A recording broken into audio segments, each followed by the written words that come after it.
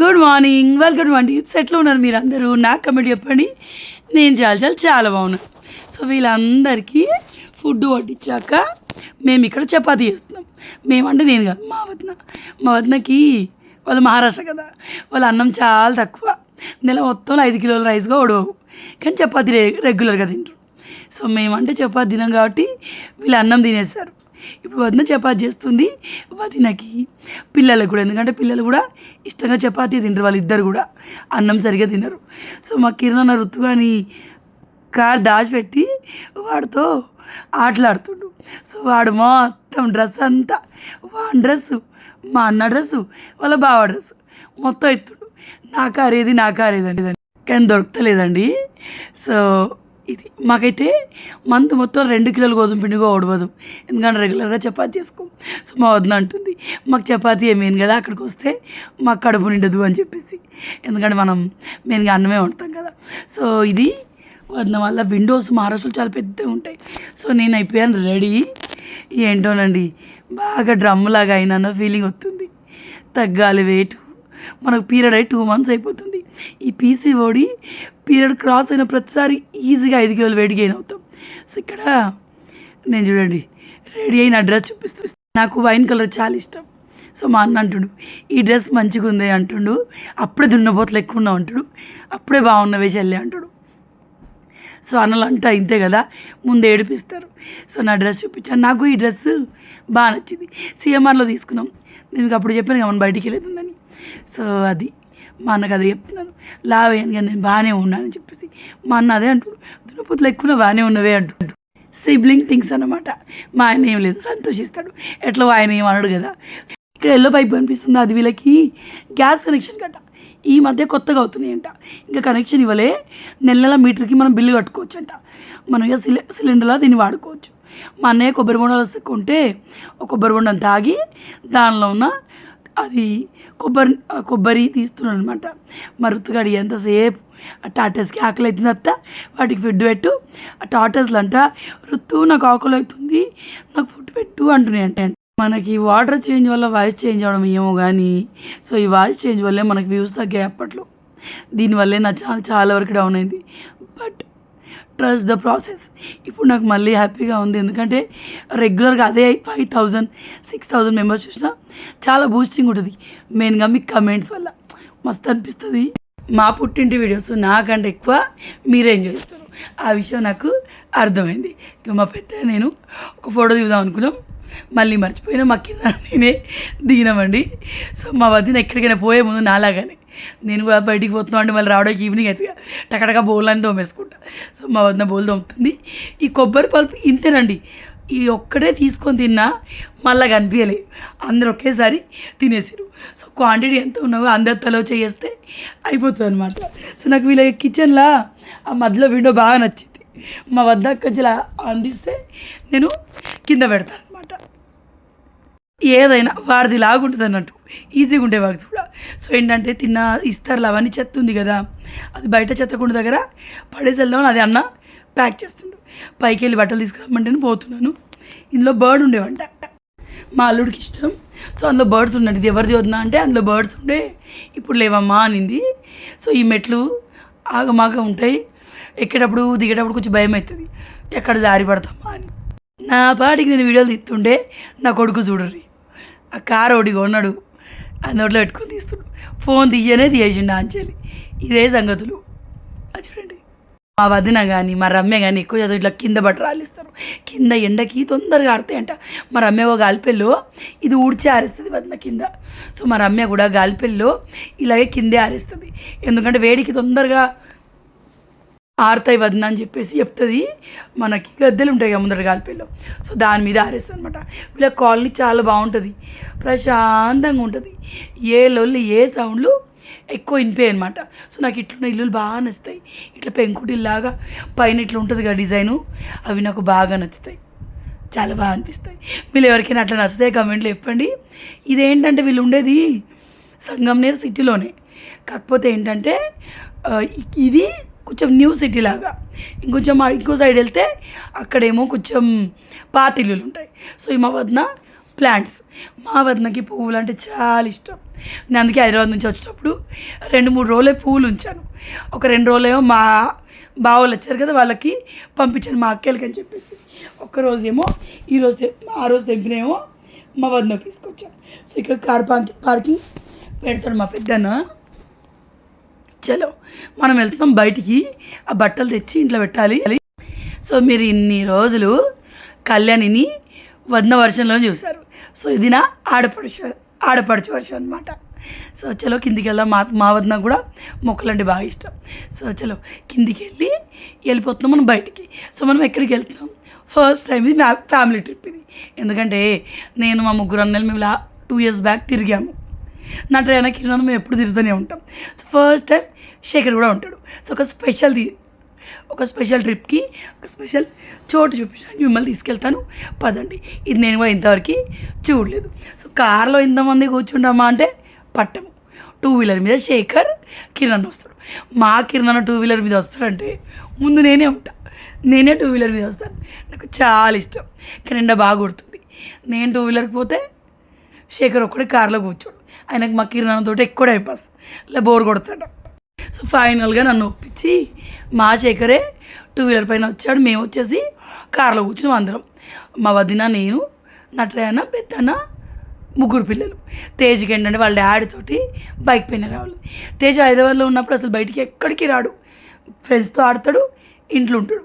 కానీ ఎందుకు ఆ రోజు వాడికి కొత్తగా బైక్ పైన వెళ్తా అని ఏడ్చాడు. బట్ ఎండ ఉంది, పిల్లలు తట్టుకోలేరు, మళ్ళీ వడదెబ్బ తగులుతాను వద్దన్నాం. కాకపోతే హైదరాబాద్తో పోలిస్తే ఇక్కడ ఎండలు చాలా తక్కువ ఉన్నాయి. ఎందుకంటే ఇది కొండ ఏరియా ప్రాంతం అనమాట. మనం రెయినీ సీజన్లో వస్తే మా వదిన అంటుంది, మీకు వాటర్ ఫాల్స్ చూపిద్దాము, బోల్డ్ అని వాటర్ ఫాల్స్ ఉంటాయని చెప్పేసి. మా ఋతుగాడు చూడండి కెమెరాని వేసి కొడతా ఉన్నాడు. చలో వెళ్తున్నాం. ఎక్కడికి వెళ్తున్నాం తెలుసా? మనం వెళ్ళేది 200 సంవత్సరాల క్రితం 2 ఎకరాల ప్లేస్లో ఒకే ఒక మర్రి చెట్టు ఉంది. అది గిన్నీస్ వరల్డ్ బుక్లో కూడా నోట్ అయిపోయింది అనమాట. సో ఆ స్పెషల్ ప్లేస్ చూడడానికి వెళ్తాం. నిజంగానే కదా, 2 ఎకరాలు ఒకటే చెట్టు అంటే ఎట్లుంటుంది? నాకైతే ఫుల్ ఎగ్జైట్మెంట్. ఈ క్లిప్స్ శేఖర్ గారు తీశారు. ఈ ఏరియాలో పులులు బాగా తిరుగుతాయంట, పులులు చాలా ఎక్కువ తిరుగుతాయంట. చూస్తే అండ్ మనకి ఎక్కువ శాతం మన దేశం మొత్తం కూడా ఉల్లిగడ్డలు ఇక్కడే పండుతాయి. అట్లా అని చెప్పి ఇక్కడ రేట్ తక్కువ ఉందా అంటే మనకు ఉన్నట్టే ఉంది. బట్ ఇంపోర్టా ఈంచలే మనకి ఎక్కువ వస్తుంటాయి అన్నమాట. సో ప్రతి ఇంటికి మీరు చూడండి సేఫ్టీ మనకి గ్రిల్స్ ఉంటాయి కదా, అవి పెట్టించుకొని ఉంటారు. ఎందుకంటే రాత్రిపూట మనకి పులులు అనేవి ఎక్కువ తిరుగుతాయంట, చిరుత పులులు. ఇది మా పెద్దన్న నాకు చెప్పిండు. మా పెద్దన్నయ్య ఏం వర్క్ చేస్తారు రేపు మీకు చెప్తాను. మా పెద్దన్నయ్య ఫీల్డ్స్కి తిరిగినప్పుడు వాళ్ళ ఫార్మర్స్ ఉంటారుగా, వాళ్ళు చెప్తూ ఉంటారంట. చూడండి సైడ్ గ్రిల్స్, డోర్లు బందోబస్తుగా ఉంటాయి. నైట్ 7 తర్వాత ఎవరు కూడా బయటికి రారంట. సో మాకు కూడా భయం వేసింది. చూసారా సైడ్లోకి చూడండి, మీరు పశువులు ఉన్న ప్లేస్ కూడా మనం హైదరాబాద్లో మన గార్డెన్కి పెట్టుకుంటాం కదా, కుక్కలు అయ్యేవి రాకుండా. సో అలాంటివి ఉన్నాయంట. కానీ గ్రేటే కదా, ఇక్కడ ఉండే వాళ్ళు ఎట్లా ఉంటున్నారు. మరి ఎందుకు ఇన్ని పుల్లు వస్తాయంటే, ఒకటి ఇది మొత్తం అడవి ప్రాంతమే, కొండలోయ ప్రాంతం. అండ్ చెరుకు ఎక్కువ దగ్గర పుల్లు అయితే ఎక్కువ ఉంటాయట. సో ఇక్కడ చూడండి ఆనియన్, అదంతా మేము చూస్తూనే ఉన్నాం. 4-5 లారీల నిండా ఆనియన్ నింపి పంపిస్తానే. కానీ ఈ ప్లేస్ వర్షాకాలం రావాల్సిన ప్లేసు. ఎందుకంటే ఈ కొండలు ఉంటాయి కదా, వర్షాకాలంలో పచ్చగా ఉంటాయి చెట్లతోటి. అండ్ కొండ పైనుంచి వాటర్ వస్తూ ఉంటే వాటర్ ఫాల్స్ చాలా బాగా అనిపిస్తాయి. సో చలో మనం వెళ్తున్నాం. దీనికి ఒక బోర్డు ఉంది చూసారా, వటవృక్ష అని చెప్పేసి. 2 ఎకరాలు అంటే ఎట్లా ఉంటుంది చూద్దాం పదండి. అండ్ ఏంటంటే రోడ్డుగా దారుణంగా ఉంది. ఇవి మనం అమ్మ వాళ్ళ ఇంటి దిక్కుపోయి కాళుబాయికి అక్కడిక్కడ వెళ్తాం కదా మేము టెంపుల్కి, అది కూడా గుట్ట మీదనే ఉంటుంది. సో ఇది కూడా స్పెషల్ ప్లేస్, గుట్ట మీద ఉంది. సో ఈ చెట్టు వల్ల ఈ ఊరు ఫేమస్ అయింది. అండ్ ఇది మా అన్నయ్య వాళ్ళు ఉన్న సంగంనేర్ నుంచి 20-22 కిలోమీటర్ దూరం ఉంది. సో ఖాళీ కూర్చొని ఇక్కడికి వెళ్దాము అన్నట్టు అనుకొని మా అన్నయ్య ఇది బాగుంటుంది చూద్దామంటే వెళ్దామని వచ్చాం.